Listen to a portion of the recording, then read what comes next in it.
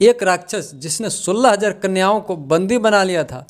यह सुनकर भगवान श्री कृष्ण ने कैसे मुक्त कराया उन राजकुमारियों को। भौमासुर प्राग ज्योतिषपुर का राजा था। उसने वरुण का छत्र, माता अदिति के कुंडल और मेरु पर्वत पर स्थित देवताओं का मणि पर्वत नामक स्थान छीन लिया था। तब देवराज इंद्र ने द्वारका में आए और उसकी एक एक करतूत उन्होंने भगवान श्री कृष्ण को सुनाई।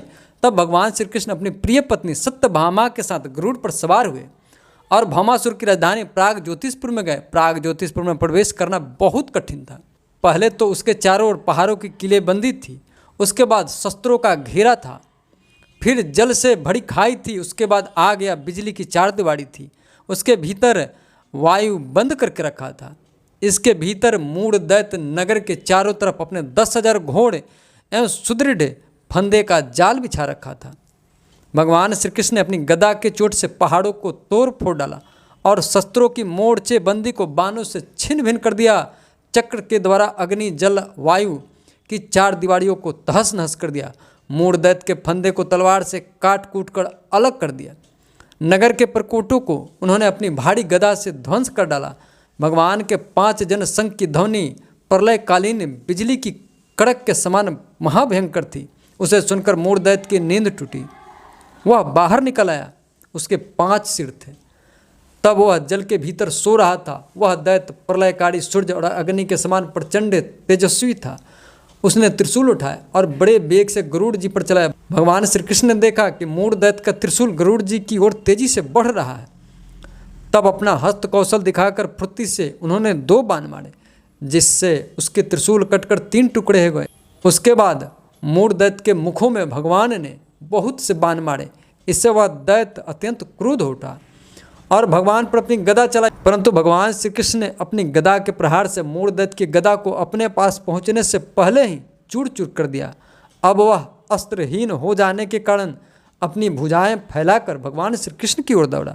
तब उन्होंने खेल खेल में ही चक्र से उसके 5 सिर उतार दिए। सिर कटते हैं मूढ़ दैत्य के प्राण पखेरु उड़ गए और वह ठीक वैसे ही जल में गिर पड़ा जैसे इंद्र के वज्र से शिखर कट जाने पर समुद्र में गिर पड़ा हो। मूढ़ दैत्य के 7 पुत्र थे, ताम्र, अंतरिक्ष, श्रवण, विभासु, वसु, नभस्वान और अरुण। ये अपने पिता की मृत्यु से अत्यंत शोकाकुल होते और फिर बदला लेने के लिए क्रोध से भरकर अस्त्र शस्त्र से सज्ज हो तथा पीठ नामक दैत्य को अपना सेनापति बना भौमासुर के आदेश से भगवान श्री कृष्ण पर चढ़ाई करने आ गया।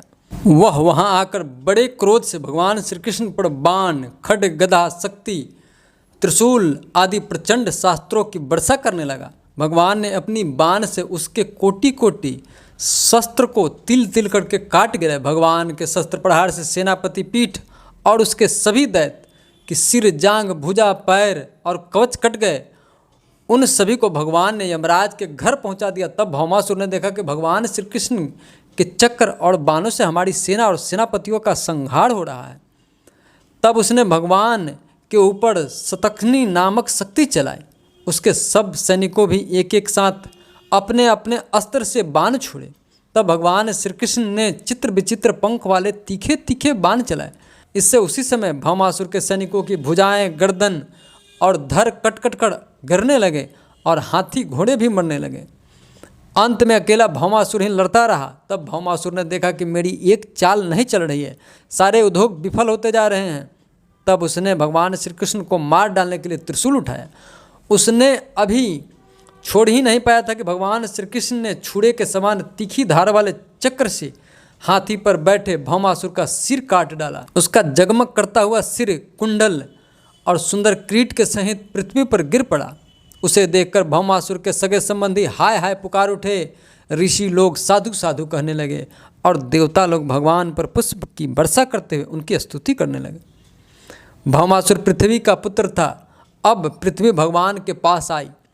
उसने भगवान श्री कृष्ण के गले में बैजंती माला पहनाकर अदिति माता के जगमगाते हुए कुंडल और तपाए हुए सोने जड़ित एवं रत्न जड़ित थे भगवान को दे दिए तथा अरुण का छत्र और एक साथ महामणि भी भगवान को सौंप दी। तब हाथ जोड़कर भक्ति भाव भरे हृदय से उनकी स्तुति करने लगी।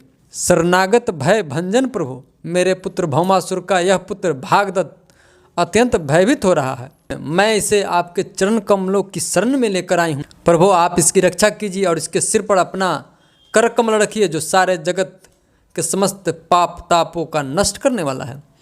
पृथ्वी के इस प्रकार कहने पर भगवान ने भागदत्त को अभय दान दिया और भौमासुर के समस्त संपत्तियों से संपन्न महल में प्रवेश किया। वहां जाकर भगवान ने देखा कि भौमासुर ने बलपूर्वक राजाओं से 16,000 राजकुमारियां छीनकर अपने यहाँ रख छोड़ी थी। जब उन राजकुमारियों ने अंतःपुर में पधारे हुए नरश्रेष्ठ भगवान श्री कृष्ण को देखा, तब वह मोहित हो गई। उन्हें उनकी अहेतुकी कृपा तथा अपना सौभाग्य समझ मन ही मन भगवान को अपना प्रिय प्रियतम पति के रूप में वर्ण कर लिया। उन राजकुमारियों में प्रत्येक ने अलग अलग अपने मन में यही निश्चय किया कि यह श्री कृष्ण ही मेरे पति हो और विधाता मेरी इस अभिलाषा को पूर्ण करे। इस प्रकार उन्होंने प्रेम भाव से अपना हृदय भगवान के प्रति निछावर किया। तब भगवान श्री कृष्ण ने उन राजकुमारियों को सुंदर सुंदर निर्मल वस्त्र आभूषण पहनाकर पालकियों से द्वारका भेज दिया और उनके साथ बहुत से खजाने, रथ, घोड़े तथा अतुल संपत्ति भी भेजी। ऐरावत वंश में उत्पन्न हुए अत्यंत वेगवान 4 दांत वाले सफ़ेद रंग के 64 हाथी भी भगवान ने वहाँ से द्वारका भेजे। उसके बाद भगवान श्री कृष्ण द्वारका आकर एक ही मुहूर्त में अलग अलग भवनों में अलग अलग रूप धारण करके एक ही साथ सब राजकुमारियों का शास्त्र के अनुसार विधिवत पानी ग्रहण किया। हम आशा करते हैं कि यह वीडियो आपको पसंद आया होगा, तो हमारे चैनल को सब्सक्राइब कर दें, वीडियो को शेयर करें, लाइक करें। तो मिलते हैं नेक्स्ट वीडियो के साथ। नमस्कार।